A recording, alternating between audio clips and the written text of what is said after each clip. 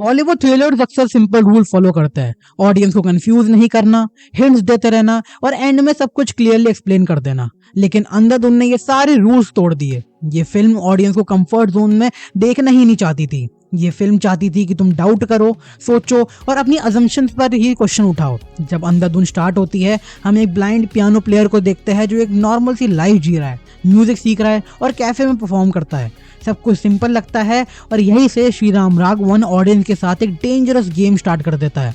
Film का सबसे पहला जीनियस मूव यही है कि ये अपनी स्टोरी को नॉर्मल दिखाती है। ऑडियंस को लगता है कि ये एक स्ट्रेट फॉरवर्ड थ्रिलर होने वाली है। एक ब्लाइंड आदमी गलती से एक मर्डर देख लेता है, अब कैसे बचेगा, कैसे सच बाहर आएगा। लेकिन अंधाधुन सिर्फ मर्डर मिस्ट्री नहीं है, ये एक फिल्म है परसेप्शन पर।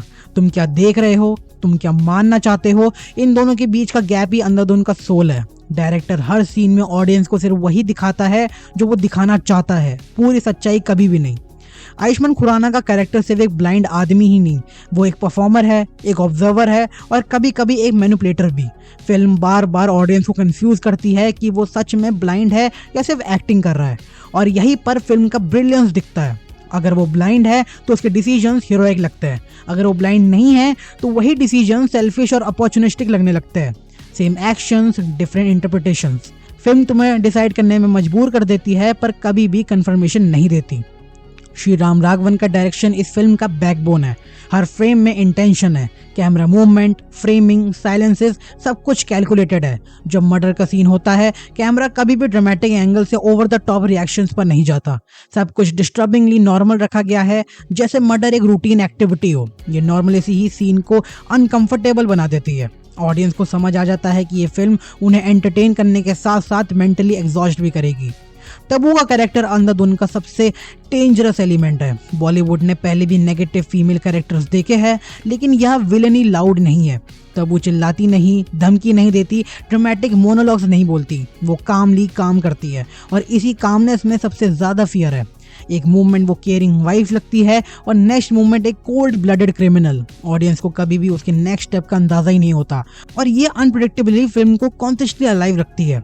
फिल्म का टोन बार बार शिफ्ट होता है, कभी ये डार्क कॉमेडी बन जाती है, कभी ब्रूटल थ्रिलर, कभी ऑलमोस्ट अब्सर्ड।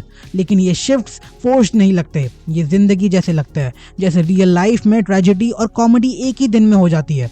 रैबिट वाला सीन हो या पुलिस स्टेशन के मूवमेंट्स, फिल्म हमें हंसाती भी है और अनकंफर्टेबल भी फील कराती है। ये टोनल बैलेंस मेंटेन करना बहुत मुश्किल होता है और अंधाधुन यहाँ भी विन करती है। म्यूजिक और साउंड डिजाइन का यूज अंधाधुन को और ऊपर ले जाता है। पियानो सिर्फ बैकग्राउंड एलिमेंट नहीं, ये नैरेटिव का हिस्सा है। हर ट्यून एक मूड सेट करती है और एक हिंट देती है और कभी कभी ऑडियंस को गलत डायरेक्शन में ले जाती है। साइलेंस का यूज भी इक्वली पावरफुल है। कई सीन्स में बैकग्राउंड म्यूजिक बिल्कुल नहीं है और सिर्फ नेचुरल साउंड्स हैं। ये साइलेंस टेंशन को और ज्यादा एम्पलीफाई कर देता है। फिल्म का सेकेंड हाफ और ज्यादा अनप्रेडिक्टेबल हो जाता है। जब ऑडियंस को लगता है कि अब स्टोरी सेटल हो रही है, तब फिल्म एक नया टर्न ले लेती है। हर कैरेक्टर मोरली ग्रे है और यहाँ कोई प्योर हीरो नहीं है और कोई प्योर विलन नहीं। सब अपने फायदे के लिए डिसीजंस ले रहे हैं और यही मोरल एम्बिग्युइटी ही फिल्म को रियलिस्टिक बनाती है। रियल लाइफ में भी लोग अच्छे या बुरे नहीं होते, वो सर्कमस्टेंसेस के हिसाब से एक्ट करते हैं। अंधाधुन का क्लाइमैक्स बॉलीवुड के सबसे बोल्ड एंडिंग में से एक है। फिल्म ऑडियंस को आंसर्स देने से मना कर देती है। एंड में जो स्टिक का साउंड है, जो रैबिट का रेफरेंस है, ये सब सिंबोलिज्म है। डायरेक्टर क्लियरली बोलता है, मैं तुम्हें सच नहीं बताऊंगा, तुम अपना वर्जन बनाओ। कुछ लोगों के लिए फ्रस्ट्रेटिंग हो सकता है, लेकिन यही रीज़न है कि अंधाधुन डिस्कस होती रहती है सालों तक। जो फिल्म एंड के बाद भी कॉन्वर्जेशन क्रिएट करे, वही टाइमलेस होती है। ये फिल्म ऑडियंस को अंडर एस्टिमेट नहीं करती, ये अज्यूम करती है कि ऑडियंस स्मार्ट है, ऑब्जर्वेंट है और लेयर समझ सकती है। इसलिए कोई स्पून फीडिंग नहीं होती। अगर तुम ब्लिंक कर दो तो तुम क्लू मिस कर सकते हो। इस मूवी में हर रीवॉच पर नई चीज़ें दिखती है, नए मीनिंग्स निकलते हैं और यही रीवॉच वैल्यू अंधाधुन को मास्टरपीस बना देती है। अंधाधुन बॉलीवुड के लिए एक रिमाइंडर थी कि थ्रिलर सिर्फ ट्विस्ट के लिए नहीं होते, थ्रिलर साइकोलॉजी के लिए होते हैं।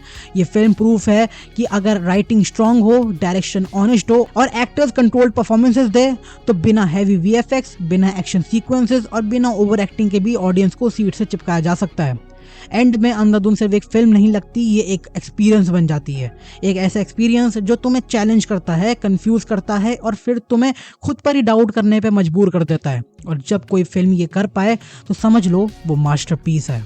इसलिए अंधाधुन अलग थी, इसलिए अंधाधुन याद रखी जाती है और इसलिए बॉलीवुड आज भी अंधाधुन जैसी फिल्म्स का रेफरेंस देता है। और अगर आपको ये वीडियो और अच्छी लगे तो लाइक ज़रूर करना और शेयर करो अपने दोस्तों और फैमिली के साथ, और कमेंट्स में ज़रूर बताओ कि आपको, अगर आपने मूवी देख रखी है, ऑफ कोर्स देखी रखी होगी, तो आपको ये कैसी लगी। और सब्सक्राइब करना बिल्कुल मत भूलना। और मैंने मूवीज़ के बहुत सारे ब्रेकडाउन डाल रखे हैं, you can go and check it out. तब तक के लिए मैं मिलता हूँ आपको नेक्स्ट वीडियो में, रिव्यू में।